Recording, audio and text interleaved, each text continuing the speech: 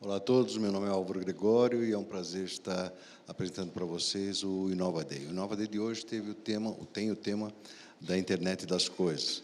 Nós tivemos um período grande no qual os Inova Days apresentavam a internet da informação, né, a web como a gente mais conhece ela. Há 2 Inova Days, a gente começou a apresentar a internet do dinheiro, com blockchain, com Bitcoin, a internet financeira, a internet da moeda, né? Que vocês viram, inclusive, no intervalo, a gente repetiu os melhores momentos. E hoje a gente está apresentando a internet das coisas, que avança esse conceito, nos faz pensar. Acho que a gente teve várias coisas aqui, desde a parte conceitual, colocada pelo Djalma, até a parte aplicada, colocada aqui pelo Jeff Prestes, e até a aplicação em si, né, com esse exemplo dos meninos da FATEC e ETEC. Aliás, eu quero agradecer aqui ao professor Massambani por ter feito todo esse trabalho de aproximação e que estamos desenvolvendo junto com a FATEC e ETEC. Imagino que em outros Inova Days a FATEC possa estar aqui conosco, ao professor Morioka também, que esteve próximo lá da FATEC de Santo André, e dizer que a gente está justamente esperando que o governo reaja a isso, né? Aqui vai um puxão de orelha ao pessoal do metrô, ao meu querido Jair, que pode ver no exemplo que o Jeff colocou aqui, a sua aplicação imediata.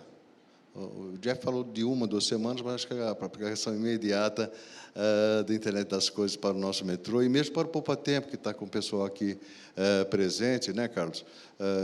O trânsito do pessoal com deficiência visual é um dos exemplos que foi dado aqui. Dentro dos nossos postos do Poupa Tempo poderia ser reestudado a partir disso, né?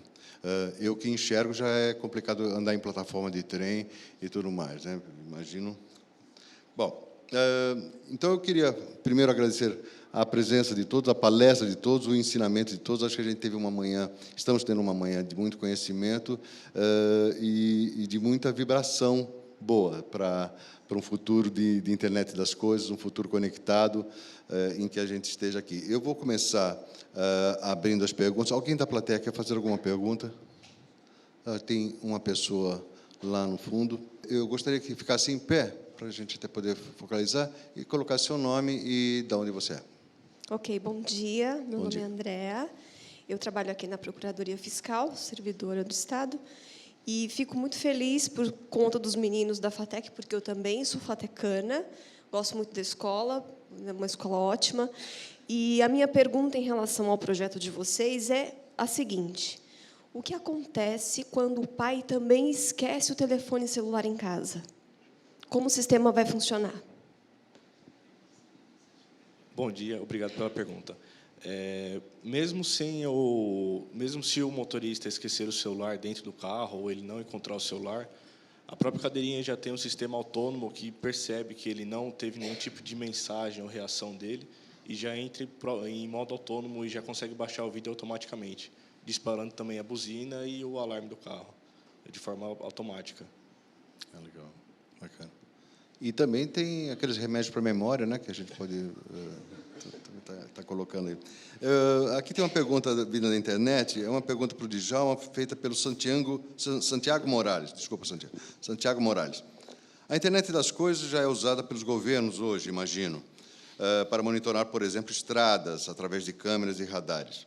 Me parece que esse paradigma tecnológico pode ser usado para monitorar online operações de circulação de mercadorias, evitando fraudes na arrecadação de tributos, como o ICMS, ou colhendo dados para identificação de comportamentos suspeitos na área de segurança. Já existe algum exemplo prático disso sendo usado pelos governos estaduais ou em outros países? Acho que serve aos dois, né? Sem dúvida. Bom, excelente pergunta. De fato, como eu mencionei, existem vários projetos ao redor do mundo sendo desenvolvidos. E existem várias aplicações, desde preservação de vida e, obviamente, melhor prestação de serviço ao cidadão, mas também como é que o governo pode fiscalizar de uma forma mais eficiente. Então, existem situações de projetos que estão sendo desenvolvidos em São Paulo, por exemplo, com relação à parte de Zona Azul. Então, hoje você tem capacidades de implementar um processo mais eficiente tanto para o motorista quanto para o governo, com relação à utilização desses espaços públicos por carros nas ruas. Mas também existem em outros países vários projetos com relação a portos, né? Toda a parte de tráfego de grandes volumes de mercadorias, você tem uma forma muito mais eficiente de acompanhá-lo. Nós estamos trabalhando, nós temos um laboratório de pesquisa e desenvolvimento no Brasil, e nós recebemos uma demanda do governo brasileiro para ajudá-los a desenvolver um projeto de fiscalização de obras, por exemplo. De que forma? Existem os projetos escritos, né? Então nós vamos trabalhar junto com os nossos cientistas para desenvolver um modelo tridimensional daquele projeto e, baseado em fotos aéreas de uma determinada obra, também gerar um modelo tridimensional daquela obra e fazer um comparativo dentro do cronograma, como é que aquilo está evoluindo. Existem capacidades, através da imagem, de detectar a radiação de elementos minerais, para identificar, inclusive, a aplicação de determinados materiais, se aqueles materiais estão dentro da especificação da qual foi contratada. Enfim, existem vários elementos extremamente benéficos, tanto para o governo quanto para a sociedade, da aplicação da tecnologia. A internet das coisas é um caminho especial para isso. Jeff, quer fazer algum comentário sobre isso? Conhece algum exemplo, alguma aplicação? Além daquelas que você já colocou, né? Não, acho que ainda está. Acho que os gestores públicos ainda estão conhecendo a tecnologia, estão explorando. Eu acho que hoje, para isso evoluir mais, na verdade, a parceria com as universidades é o caminho. Eu acho que eu gostaria de não até parabenizar vocês pela pesquisa, mas também o professor de vocês, porque a gente, infelizmente, muitas vezes que eu não vou às algumas universidades, os professores são os maiores enterradores de projetos inovadores, infelizmente. O seu professor foi muito feliz em ajudar vocês, e eu acho que aí tem uma solução, porque essa parceria com universidades de qualidade, como a FATEC, pode trazer soluções para o gestor público e o custo muito baixo, porque hoje, muitas vezes, o pessoal pensa no edital, uma grande solução e tudo, e aí, por restrição orçamentária, não tem. Então, hoje, eu vi pouco, eu já vi muitas ideias, mas, na prática mesmo, infelizmente, eu não vi nenhum grande projeto assim que você possa falar, citar de uso ainda da internet das coisas. Acho que o gestor público está se apoderando dessas informações, ele está se apoderando disso, e eu acho que, para acelerar isso, parcerias, por exemplo, como com a FATEC, né, encomendar esse estudo aos alunos que são brilhantes, é um grande jeito de alavancar isso com um custo baixo. Você sabe que eu estive lá na FATEC, fomos recebidos pelo professor Massambani, e eu saí de lá falando para ele, falei, olha, estou orgulhoso de ser paulista e pela forma com que conduz os cursos aqui. Os alunos chegam próximos a um plano de negócios, no final fazem um plano de negócios com o TCC, uma coisa já apontando para startups, para essa dinâmica social que é diferenciada hoje. Então, em nome do professor Massambani, eu queria convidar você para aparecer lá na ETEC e na FATEC para conversar com... Com o maior prazer. E eu conheço muitos alunos de ETEC, ainda assim, de pessoal secundarista, que é muito bom também de eletrônica, que com a formação que eles ganham lá, que poderiam fazer projetos excelentes. O Giovanni E da fora... ETEC, né? Então, o pessoal sai com uma formação excelente. E aqui a gente tem um caso. Esse pessoal, por exemplo, na minha visão, eles estão prontos para entrar no SP Conecta, que é o programa que vocês vão começar. A gente tem uma startup aqui, já temos um MVP. Exatamente. Então, olha a riqueza que a universidade pública, quando tem essa visão empreendedora do corpo diretivo e do corpo docente, a gente tem aqui o caso desse fruto. Desse trabalho excelente, parabéns, rapazes, mais uma vez. E eu acho que o Estado precisa se apoderar disso. De novo, a gente vive uma crise orçamentária, e todo talento não pode ser desperdiçado, toda colaboração não pode ser perdida. Então, eu acho que isso aqui fica um grande exemplo para a gente de gestão pública, de como o Estado pode se empoderar disso para trazer benefício para o cidadão. Nessa linha também, então, tem uma pergunta aqui do Júlio dos Santos, que é para o Djalma. Pela sua experiência, até que ponto os governos têm interesse em implantar sistemas que permitam uma melhoria no dia a dia da população? Haja visto que tais sistemas não podem ser inaugurados com grandes festividades e que, de certo modo, convenhamos, é o modus operandi da maioria dos políticos, né? Excelente pergunta. Eu acho que, como a gente pôde falar ali na questão da transformação digital, nós também estamos vivendo um momento da transformação da sociedade, né? Até o próprio modelo político-social, ele também vai passar por grandes transições, não vou entrar nesse tema, minha especialidade aqui não é política, mas a tecnologia vai influenciar isso, porque antigamente nós tínhamos formas muito mais limitadas de interagir com as administrações. Hoje, as formas e as maneiras são muito maiores e mais inclusivas, né, permitindo que o cidadão consiga chegar mais rapidamente o seu feedback, o seu comentário.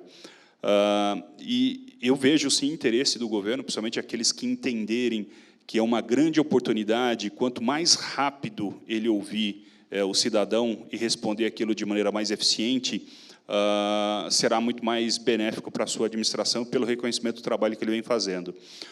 Nós vemos já alguns trabalhos executados, por exemplo, em algumas prefeituras. Algumas prefeituras vêm trabalhando já com o conceito de CRM, de Customer Relations Management, né? Onde ele permite que, como o Jeff mencionou, algumas aplicações de bots já consigam, de maneira automatizada, interfacear com o cidadão, analisar elementos comportamentais ou tendências e permitir que o gestor público tome decisões. Então, se ele começa, por exemplo, automaticamente capturar em redes sociais uma grande quantidade de pessoas reclamando, por exemplo, sobre a iluminação de um determinado bairro em um local, aquilo pode virar automaticamente uma abertura de um chamado para avaliação de um projeto e até a efetivação daquilo. Então, eu entendo que isso vai acontecer muito em breve. Em alguns casos, a gente já viu alguns exemplos nisso, mas eu vejo total interesse do gestor público em fazer, e ele vai entender que a eficiência dessa resposta vai ser cada vez mais demandada pela população. Legal. Tem alguma pergunta da plateia? Queria, por favor.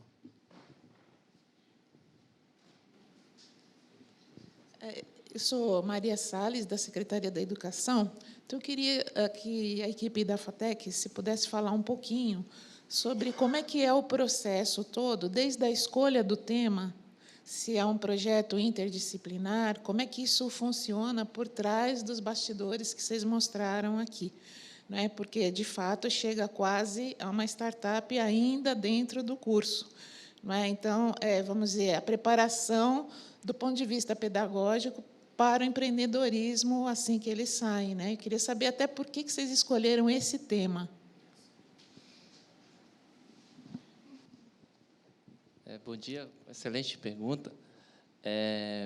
Esse tema foi devido vir um grande acontecimento de crianças sendo esquecidas no interior do veículo, principalmente aqui no Brasil. As nossas pesquisas foi baseada todas nos Estados Unidos, mas aqui no Brasil também acontece diversos casos de crianças esquecidas no interior do veículo. E como a gente teria que ter um trabalho de conclusão de curso, coincidiu de assim a gente está pensando em algum tipo de trabalho para a gente concluir, e aconteceu um acidente. Foi onde nós damos um op e falamos, puta, essa parte que nós vamos pesquisar, vamos a fundo como que nós vamos fazer esse projeto acontecer para de um projeto virar um produto. Aí começou toda a parte de pesquisa, nós pesquisamos bastante, conseguimos assim a ajuda dos professores, só a gente também não conseguiria. Aí a gente foi em toda essa parte, aí começamos a fazer teste de bancada com a cadeirinha, foi todo o processo de adaptação, a gente entender como cada coisa funcionava. Aí veio todo esse processo, toda a parte de programação em C, né, que envolve toda a parte de programação, porque é um módulo que a gente comunica entre o módulo que está adaptado na cadeirinha, com o celular, o smartphone e o veículo. Todo esse tempo é monitorado. O módulo ele fica monitorando 100% do tempo, com toda a parte interna do veículo, temperatura, se o motorista está no veículo, se a criança está no veículo, toda essa parte é monitorada. E a própria cadeirinha ela tem toda a autonomia para fazer ligações, mandar SMS. Se ela não conseguir ter algum tipo de resultado, o motorista ou qualquer pessoa que seja responsável pelo veículo, ela automaticamente ela faz todo o processo de abertura dos vidros e acionamento da sirene. Porque isso aí, como você faz essa abertura do vidro, é o suficiente para fazer a troca térmica entre o habitáculo do carro. Porque a maioria das crianças vem em óbito devido à concentração elevada de CO2 no interior do veículo. Okay. Mais alguém da plateia? Tem outra pergunta ali? Meu nome é Antônia, eu sou da Escola de Formação de Professores, na Secretaria de Educação. Gostaria de saber como que a internet das coisas pode contribuir para a ampliação da inclusão de pessoas no ensino e também para o aprimoramento, né, não só do acesso, como da qualidade do ensino para quem ainda não teve essa oportunidade. Lógico. Uma pergunta aberta. Acho que isso, obrigado pela pergunta, acho que esse é um tema relevante da questão da formação dos professores. Quando eu voltei eu voltei esse ano dos Estados Unidos, que eu estava trabalhando lá, e aí eu pensei, bom, tem um movimento muito forte nos Estados Unidos de ensinar programação para crianças e adolescentes. E eu moro 2 quadras de uma escola estadual, que é a Larico Silveira, ali na Barra Funda, e fui procurar a direção da escola para fazer um trabalho, eu e outras pessoas, totalmente gratuito, né? Eu sabia que a escola tinha até computadores, a gente poderia ajudar aqueles alunos. E 2 coisas me chamaram a atenção. Primeira foi quando a diretora até perguntou e tudo se eu podia dar o curso para os professores. Então eu senti também um desejo dos professores de aprender isso. Então acho que isso é uma frente que vocês da escola de formação poderiam começar a procurar interesse, né? Não precisa só o professor de matemática, não precisa só o cara de exatas para aprender a programar. Eu acho que outros professores de outras disciplinas têm esse interesse. Segundo, a gente encontrou, sinceramente, o meu sentimento foi de uma escola fechada. Eles estavam com muito receio daquilo, de vir alguém da comunidade e ir auxiliar. A diretora me olhava assim, a vice-diretora foi muito aberta, mas a diretora me olhava de cima e embaixo, mas você não vai cobrar nada? Você não vai querer alguma coisa? Eu falo, não, gente, cadê? Não, eu quero ajudar a escola. Eu fui aluno de escola pública. Eu sinto o meu dever, como cidadão, de voltar na escola e ajudar. Né? E aí a gente vê hoje uma carência enorme de mão de obra, principalmente nesse campo de internet das coisas. Né? Por exemplo, a Microsoft lançou um curso agora para Machine Learning que ela está oferecendo curso gratuito pela internet. Por quê? Eles têm uma ferramenta fabulosa, só que pouca gente sabe operar. E não adianta ela ter uma ferramenta fabulosa se ela não tiver profissional. Então, eu acho que nessa questão do ensino, precisa, sim, ajudar esse professor a buscar, mas também abrir escola para que pessoas com dever cívico que querem ajudar a escola pública a poder ir lá e fomentar e diversificar esse ensino, tanto para os professores quanto para os alunos. Porque eu acho que o que eu senti, sinceramente, da minha experiência, foi assim, uma escola fechada e com muito receio de colaborar. Essa pergunta também seria respondida pelo Djalma e será respondida pelo Djalma. Eu só queria acrescentar, que também é direcionada ao Djalma sobre o tema, uma pergunta que veio para a internet do Marcelo Favarello. A Microsoft Brasil tem algum programa ou suporte voltado para demandas sociais, acho que a educação é uma delas, que as empresas públicas poderiam recorrer para receber auxílio nas suas necessidades? Excelente. Conectando os dois temas, né? A pergunta feita pelo auditório aqui, feita pela internet. Vou procurar abordar 2 dimensões. A Microsoft trabalha praticamente em 2 dimensões. Uma que nós chamamos programas e a outra soluções. Soluções são todo o portfólio comercial que a Microsoft tem, suas linhas de produtos, a maneira como ela vende para uma pessoa, que ela vende para uma pequena empresa, uma grande empresa, para um governo. E a área de programas todo um portfólio que a Microsoft tem de interação com a sociedade. Nós temos um plano, uma equipe mundial, nós desenvolvemos um plano chamado Plano de Competitividade Nacional. É um programa mundial. Como é que nós executamos essas ações? Nós temos um parâmetro de equacionamento global, então nós utilizamos os 17 indicadores de metas da ONU para poder definir localmente qual delas nós conseguimos gerar um maior impacto diretamente ou através do nosso ecossistema de parceiros. E, em cada país, nós correlacionamos essas metas com as prioridades declaradas pelo país. O Brasil, hoje, possui 13 prioridades declaradas. Dessas 13 prioridades, nós focamos em 6 delas, onde nós entendemos que temos maior capacidade de gerar esse impacto. E aí nós aplicamos esses programas, que, na maioria, são globais, e alguns nós desenvolvemos localmente. Em linhas gerais, nós temos desde parcerias que nós executamos, por exemplo, com secretarias de educação, com o Ministério da Educação, que vai desde a doação de tecnologia da Microsoft, né, desde as tecnologias tradicionais que vão instaladas nas máquinas até as mais novas que estão disponíveis na nuvem. Temos também toda uma área da Microsoft que trabalha principalmente com entidades do terceiro setor, que aí envolve uma série de elementos, doação financeira, doação de tecnologia e vários tipos de apoio. Nesse segmento de educação, nós temos um trabalho que nós chamamos internamente de jornada empreendedora, que ela justamente toca, nós temos soluções e programas que tocam crianças desde os seus 6 anos de idade e atravessam todo o seu ciclo de educação e botando um foco muito grande também no professor. Então, nós temos uma área dentro da Microsoft que gera elementos de capacitação para os professores. Nós vimos, num passado muito recente, e aí tocando com a pergunta anterior, inclusive, né, o governo também já aprendeu que não adianta ele simplesmente comprar um tablet e colocar na mão do aluno lá na escola, porque aquele tablet sozinho ele não vai gerar um impacto esperado. Ele precisa de mais dimensões para ele poder funcionar. A preparação do professor, para que ele se sinta confortável, para que ele entenda aquela tecnologia, para que ele possa enriquecer a experiência das suas aulas, através daquele dispositivo e todos os elementos que o compõem, e, obviamente, preparação dos alunos, para que eles possam fazer um melhor uso daquele equipamento, daqueles recursos, e possam trazer o que a gente chama, dentro dessa jornada empreendedora, os empreendedores, que criam as startups, e que a Microsoft também tem programas de incentivo.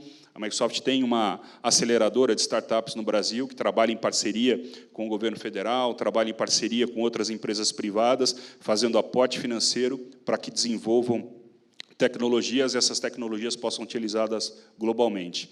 Então, esse é um elemento importante. Para dar um exemplo, materializar, nós estamos trabalhando aí com alguns anos já, em conjunto com algumas secretarias de educação.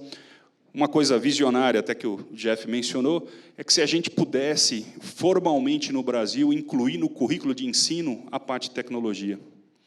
Nós estamos fazendo um trabalho em parceria com a BBC e o governo de Londres, na Inglaterra, onde foram disponibilizados vários dispositivos bastante simples, muito baratos, para a cadeia de ensino. Foram preparados os professores e utilizado uma técnica de gamification, onde esses alunos podem incorporar esses elementos de fomento ao raciocínio lógico, à inovação, nas suas mais diversas aplicações, não somente aqueles alunos que vão trabalhar em exatas, não necessariamente eles serão formados para serem programadores, mas essa fagulha, o que a gente chama de Spark, ele permite inspirar qualquer tipo de disciplina e trazer uma motivação diferente de fazer aquele ensino e aquela aula.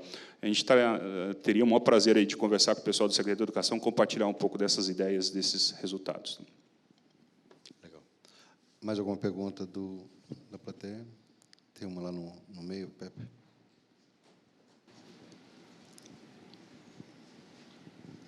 Oi, meu nome é Daniel, eu sou aqui da Fazenda mesmo.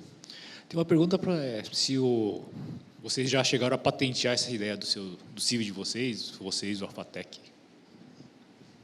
Renato? Atualmente, nós estamos buscando a patente. Nós não conseguimos ainda dar entrada no processo devido à parte burocrática, onde necessitaria de ajuda de especialistas para fazer essa patente.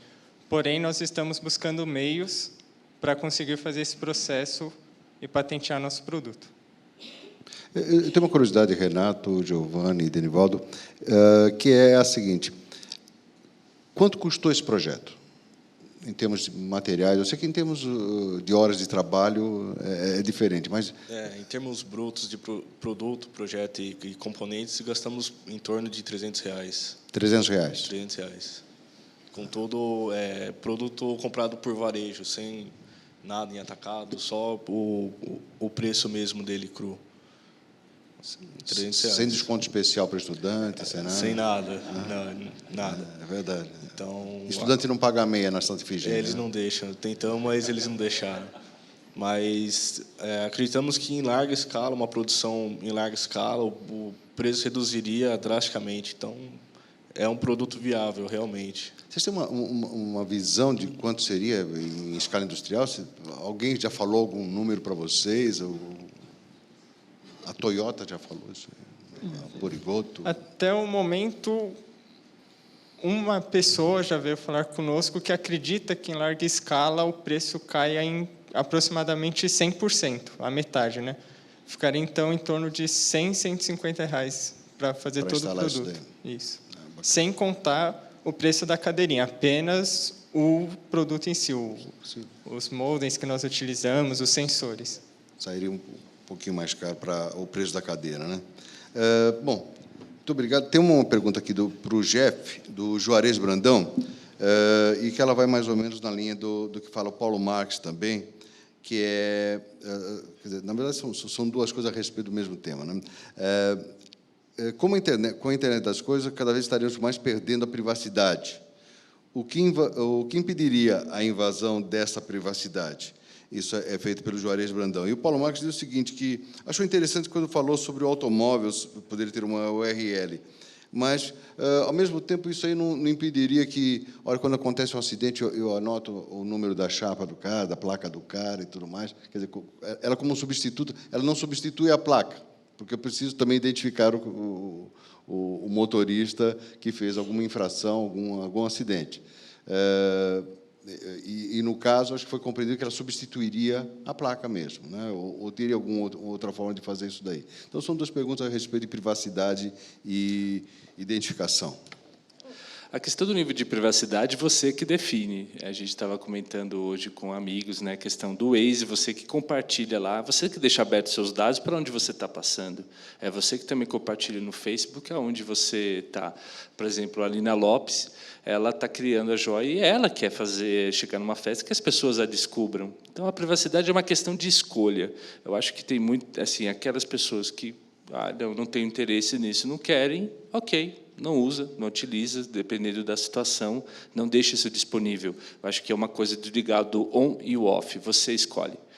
A questão do carro, eu discordo, porque é o seguinte, nada impede de eu colocar um dispositivo desse no módulo do carro. Eles aqui devem ter mexido bastante no módulo, até para poder controlar a questão ali. Então, você pode colocar como se fosse a caixa preta desse carro. Então, eu estava até brincando com o pessoal aqui também da Secretaria de Fazenda, que, se eu fosse o secretário do Estado, eu adoraria ter lá que os carros tivessem bico, quando passasse, o agente de trânsito já saberia quem pagou IPVA, quem não pagou. Então, isso ia ser uma maravilha, né? Poxa, eu já sei que aquele carro está ali. Porque hoje eu tenho que fazer todo... Na verdade, hoje isso já é feito, porque eu faço ali com o reconhecimento da placa, daquela questão. Isso. Só que eu tenho uma série de... Hoje também tem fraude, tem uma série de coisas. Então, eu acho que quando você pode colocar um dispositivo eletrônico, fica mais fácil para quem faz a leitura e menos trabalho até para o dono do carro, que às vezes tem que ir lá, fazer todo o emplacamento, tem todo aquele processo. Então, eu acho que, sim, dá para substituir e eu creio que vai ser substituído. É uma questão só de tempo. É uma coisa, acho que o Djalma foi muito feliz, colocou exemplos já de outros lugares onde já tem isso, né, já existe isso para controlar o tráfego, e daí deixando aqui nas mãos isso de estudantes brilhantes como eles aqui, pode surgir outras soluções que a gente não pensou, né? Então, acho que essa tecnologia ela é uma plataforma que daí surgem muitas outras coisas. Mais alguma pergunta da plateia? Opa, por favor. Bom dia a todos. Eu sou o Rogério, da diretoria técnica da Fundação Casa. Quero primeiramente agradecer a todo o conhecimento que compartilharam com a gente hoje. e parabenizar os desenvolvedores da CIV. A minha pergunta é para vocês. Como que funciona o aumento da temperatura dentro do carro num dia frio, né, ou chuvoso? Se é nessa velocidade mesmo, porque, assim, como estudante de segurança da informação que eu fui na FATEC São Caetano, eu enxerguei alguns riscos. O vidro vai abrir e vai entrar talvez um frio, né, que veio do lado de fora, ou uma chuva, e isso pode ser prejudicial tanto para o carro quanto para a criança que está lá dentro.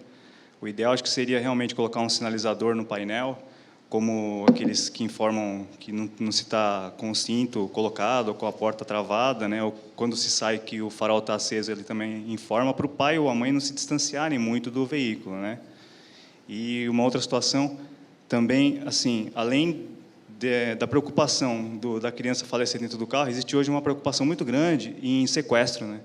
Então, o vidro abrindo e nada impede que alguém se passe pelo pai da criança ou pela mãe, sequestre a criança e leve embora. Qual seria alguma solução? Não sei se já existe, mas acho que é alguma coisa para se pensar, né, nesse sentido. Obrigado.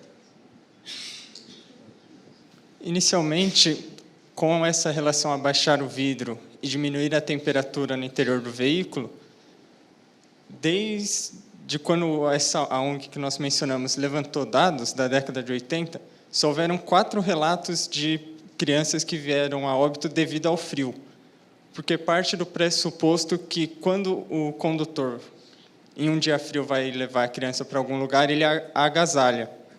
Então, se abaixasse o vidro, realmente, com relação ao frio, acredita-se que não seria um problema. Com relação à temperatura também, o vidro, quando nós fizemos um levantamento da temperatura interna do carro por causa do sensor de temperatura, e conforme a temperatura baixa, abaixo de 15 graus, o vidro já não é baixado tanto.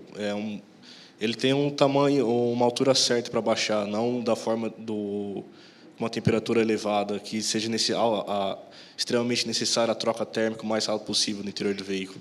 Então, é feita a troca térmica, é trocado CO2 por oxigênio por dentro do carro, só pela respiração da criança mesmo, não pelo interior da temperatura.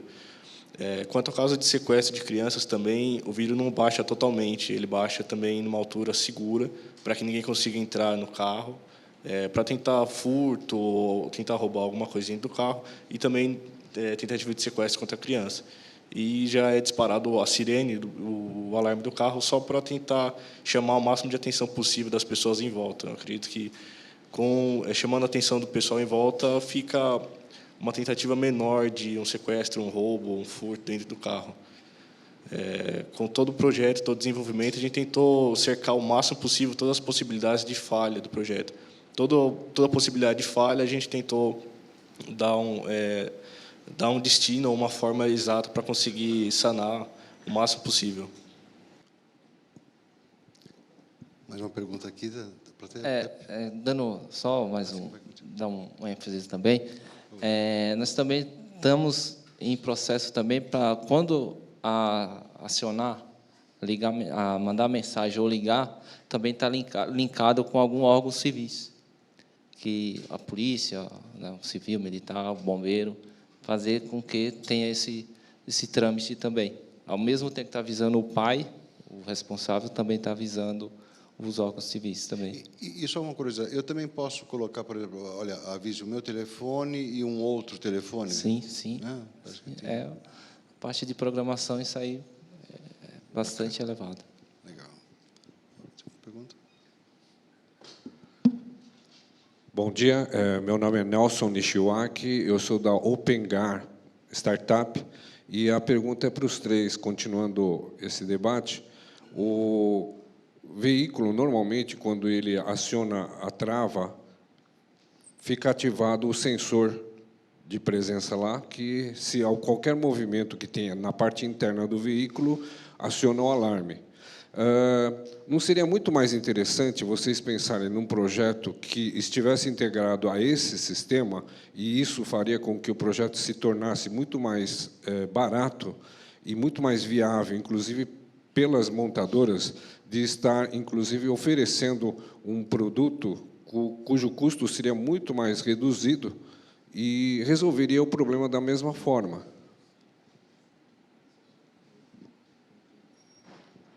Obrigado pela pergunta. Também, essa foi uma das formas que a gente pensou de abordar o processo de tentativa de salvamento da criança. Só que o problema do sensor ultrassônico do carro é que a criança ela acaba dormindo ou desmaiando por conta do excesso de CO2 no interior do carro. Então, ela não se movimentaria. Como não se movimentou o suficiente para acionar o sensor, ele não detectaria e não acionaria o alarme, não travaria as portas novamente. Então, essa foi uma parte que a gente pensou em tentar só circundar o projeto, só para a própria segurança mesmo. E quanto ao vidro, nós forçamos o vidro a baixar diretamente no módulo elétrico do vidro. Então, mesmo se ele tentar subir, a gente vai deixar ele baixado para uma altura segura, para o máximo troca térmica possível. Vocês não esperavam que fosse a segunda vez a banca do TCC, né? Tá parecendo banca isso aqui, né? Fazer uma segunda banca de perguntas. Mais alguém aqui, gente? Bom, tem uma pergunta aqui do Marcelo Favarello, que fez outra pergunta, dessa vez para o Jeff, e acho que é compartilhada por nós aqui. Diz o seguinte: ô Jeff, nós na internet ficamos muito curiosos. Não dá para você chamar a sua amiga e mostrar um pouco do que nós perdemos deixando de conectar o nosso smartphone naquela experiência? Dá para fazer isso rapidamente?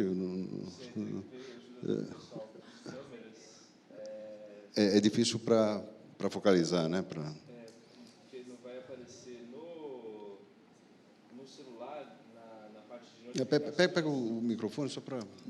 Desculpa, esqueci, perdão.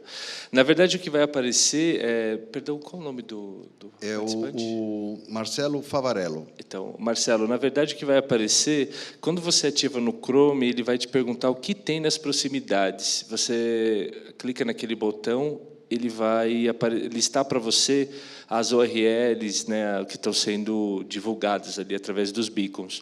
Na questão do iPhone, também na parte de notificações, para quem é usuário do iOS, você tem a parte lá do dia, né, as notificações do dia, uma abazinha do Chrome, e aquilo vai ser exibido ali automaticamente. E depois de ativado, à medida que você, depois de algumas horas, você se afastou e você chegou próximo de um beacon, ele vai também aparecer na parte de notificações do celular, ele vai te avisar, olha, o que tem na proximidade? Tem essas determinadas URLs, e aí pode ser de qualquer coisa. E o teu beacon estava dizendo o quê? Aqui no meu caso está fazendo o broadcast, até já vi que recebi vários convites no meu LinkedIn de pessoas que estão aqui na plateia. Então, na verdade, eu fiz nas minhas palestras, eu sempre deixo a URL do meu LinkedIn para quem quiser entrar em contato comigo, pode ficar à vontade. Já recebi acho que aqui uns 5, 6 convites aqui de membros da plateia. Então o beacon também serve para fazer um jabá, É muito interessante isso. Eu já tive situações de estar em Nova York, em eventos lá, em conferências, e chegar pessoas assim perto de mim. Eu sempre carrego na mochila, eu esqueci, né, que o beacon estava ali ativado, e pessoas chegando para mim perguntando: você é o Jeff? Eu olhava para a pessoa, né, não fazia ideia. Sim, eu sou. Olha aqui, que eu achei você aqui, tal. Aí eu lembrava. Então, acho que, no caso, para quem quiser fazer networking, alguma coisa assim, é uma outra forma mais moderna de contato. E na prática, Jeff, um beacon hoje você compra o quê? É importado, não existe nada aqui distribuído aqui? Não, na verdade, existe já, tem uma empresa brasileira, que é a Áurea, que eles importam, mas eles já têm a certificação da Anatel, então eles já podem ser comercializados. Os outros que têm são importados por pessoas físicas, que você pode importar e utilizar. Mas como uma tecnologia aberta, então uma pessoa com o Raspberry Pi, né, que é um computador que até acho que foi esse que o Djalma estava citando, usado pela Secretaria de Educação de Londres, né? Com o Raspberry Pi você pode, com um próprio celular você também pode fazer ele se tornar um beacon, com, né, o computador também simplesinho, velho, você consegue também fazer ele. Então, não precisa ser o dispositivo. O dispositivo, a vantagem é que você pode colocar ele no lugar e ele é autônomo, né? Mas com outros computadores você consegue usar, porque o protocolo é aberto. Essa é a grande vantagem, né? Você não precisa depender de um fornecedor. Legal. Mais alguma pergunta, gente? Da internet, mais alguma coisa? Tem uma pergunta aqui. Bom dia, meu nome é Paulo Anaia, sou da startup OpenSense. E a minha pergunta é a seguinte, então qualquer dispositivo da internet das coisas poderia ser transformado num beacon? Sim, você poderia agregar o beacon ao dispositivo e obter informações ali. Vamos supor, eu posso estar no museu, vamos supor, eu estou ali no Museu do Imigrante. Eu poderia chegar próximo ali da bilheteria, o meu celular detectaria, né? Eu poderia ver informação sobre, às vezes, alguma apresentação especial e ali mesmo já comprar o ingresso.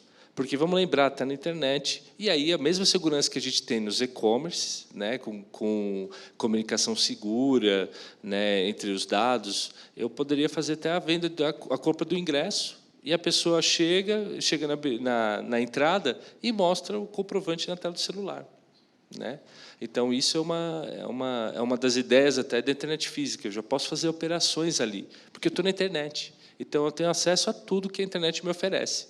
Então, colocando esse dispositivo lá, eu agrego muitas coisas. Por exemplo, eu posso também chegar aqui no Poupatempo, pedir, requisitar um serviço, faço o pagamento diretamente do celular, e aquilo, como o dispositivo sabe que eu estou ali, dependendo de alguns serviços, aquele já pode ser entregue para mim na hora, né? Eu posso já fazer ali.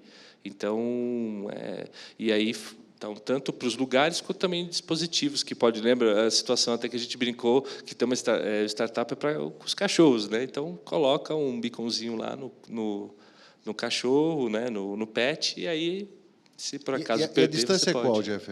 A distância de... Então, o protocolo Bluetooth, ele especifica 10 metros, em geral, o raio. Lógico, se você tem interferência magnética ou se você tem algum bloqueio físico, né, paredes, etc., você pode estar diminuindo essa amplitude. Mas também tem casos que você, tendo mais energia, você pode aumentar a potência desse sinal, e também já tem empresas que fabricam até Bluetooth, né, dispositivos que chegam até 100 metros para campos que tiver lugares abertos. Assim.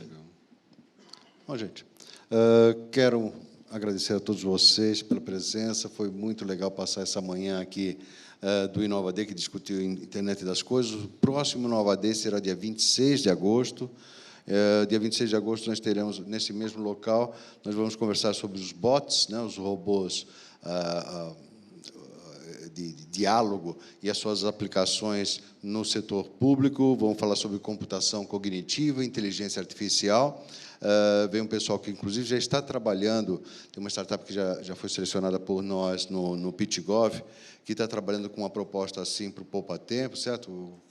Estão fazendo já, não, está fazendo isso aí, já deve vir aqui no nosso próximo dia 26 de agosto, próximo Inova Day. Mais uma vez, muito obrigado a vocês, muito obrigado a vocês que vieram prestigiar aqui presencialmente Inova Day, e aqueles que nos assistem também pela internet. Um grande abraço, até agosto, e um bom final de semana. Até.